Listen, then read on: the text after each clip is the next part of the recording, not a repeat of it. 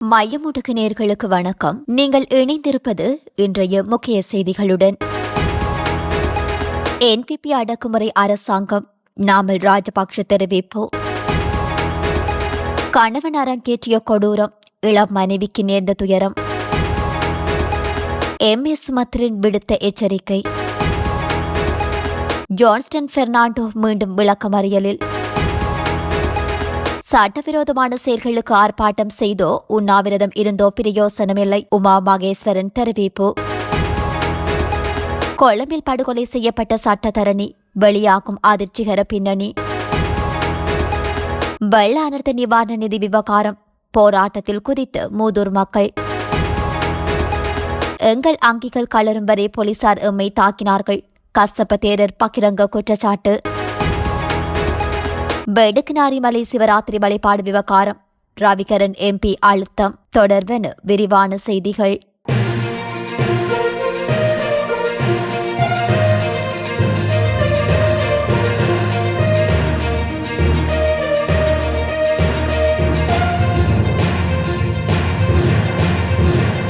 தற்போதைய அரசாங்கம் தனது தோல்விகளை மறைப்பதற்காக அடக்குமுறைகளை கையாள்வதாகவும், இத்தகைய சவால்களுக்கு தமது கட்சி ஒருபோதும் அஞ்சப் போவதில்லை எனவும் நாமல் ராஜபக்ஷ தெரிவித்துள்ளார்.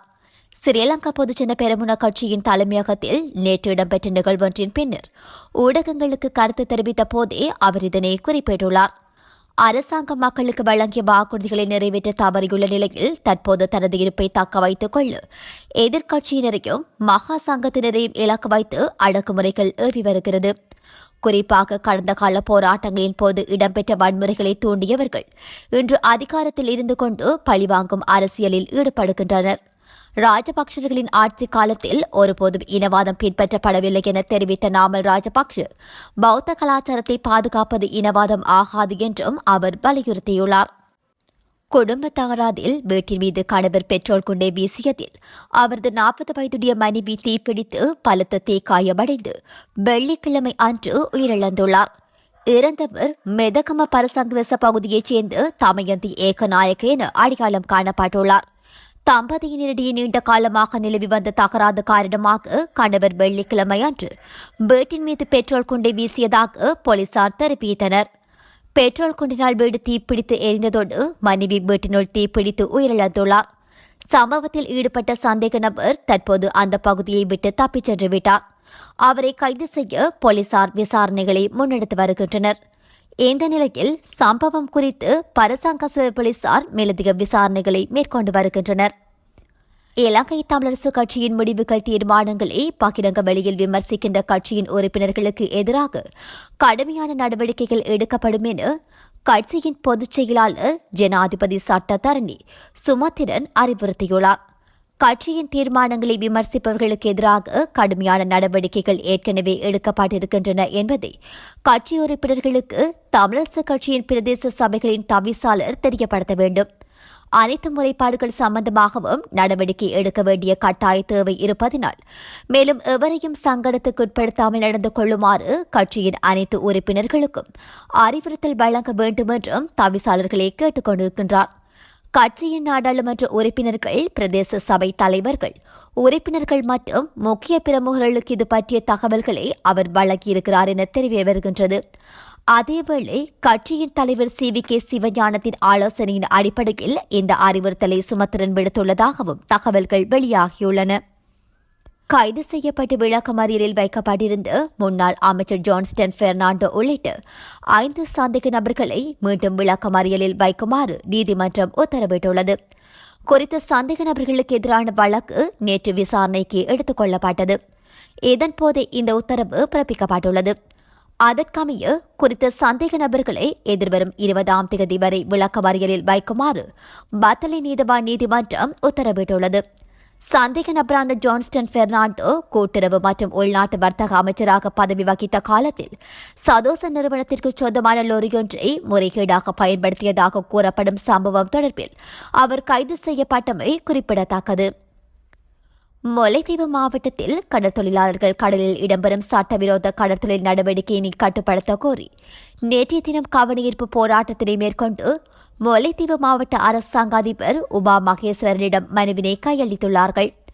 இதன் பின்னர் கடற்தொழிலாளர்களுக்கு கருத்துரைத்த முல்லைத்தீவு மாவட்ட அரசாங்க அதிபர் முல்லைத்தீவு மாவட்டத்தில் கடற்தொழில் துறையில் மாவட்டத்தில் 20% மக்கள் ஈடுபட்டு வருகிறார்கள். 71 கிலோமீட்டருக்கு மேல் கடல் வெள்ளம் உள்ளது. மாவட்டத்தில் உள்ள பிரச்சினை இந்த மீன்வளம் சட்டவிரோதமான முறையில் வெள்ளம் அளிக்கப்படுகின்றது. இதில் முக்கியமாக இந்திய கடற்தொழிலாளர்களால் வந்து சட்டவிரோதமான முறையில் கடல் வெள்ளம் அள்ளிச் செல்லப்படுவது. இதனால் கடற்தொழிலாளர்களின் வாழ்வாதாரம் அளிக்கப்படுகின்றது. அடுத்தது இலங்கையில் உள்ள கடற்தொழிலாளர்களும் சட்டவிரோத நடவடிக்கையில் ஈடுபடுகிறார்கள்.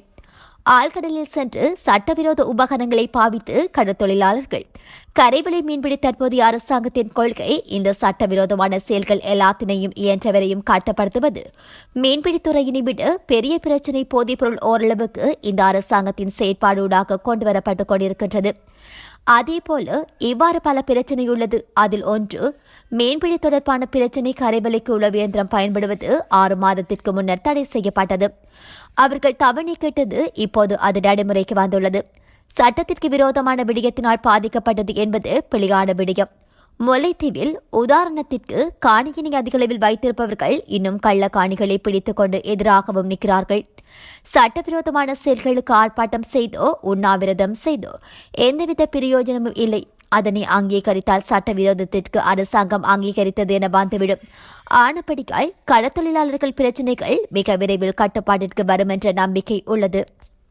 தலங்கம அக்குரேகொடவில் உள்ள ஒரு பல்பொருள் அங்காடிக்கு முன்னால் நடாத்தப்பட்ட துப்பாக்கிச் சூட்டில் சட்டத்தரணி ஒருவரும் அவரது மனைவியுமே சுட்டுக் கொல்லப்பட்டுள்ளதாக காவல்துறையினர் தெரிவித்துள்ளனர். உயிரிழந்த சட்டத்தரணி கரந்தனிய சுத்தா என்ற குற்றவாளியின் நீதிமன்ற நடவடிக்கைகளில் முன்னிலையான ஒருவர் என தெரிவிக்கப்படுகின்றது.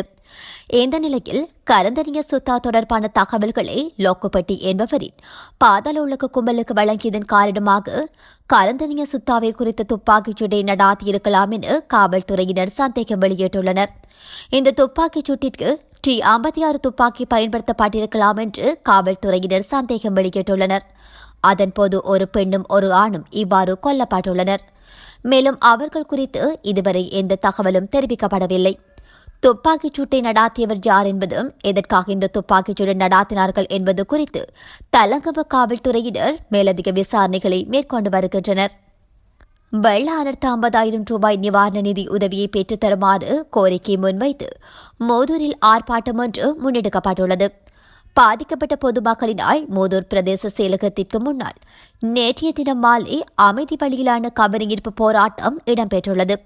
வெள்ள அனர்த்தத்தினால் பாதிக்கப்பட்டு 25,000 ரூபாய் நிவாரண நிதி உதவியை பெற்று 50,000 ரூபாய் 2ஆம் கட்ட பெறுவதற்கு தகுதியிருந்தும் தமது பெயர்கள் உள்வாங்கப்படவில்லை என தெரிவித்தும் இதற்கான தீர்வினை பெற்றுத் தருமாறு வலியுறுத்தியும் பாதிக்கப்பட்ட பொதுமக்கள் கவனஈர்ப்பு ஆர்ப்பாட்டத்தில் ஈடுபட்டனர்.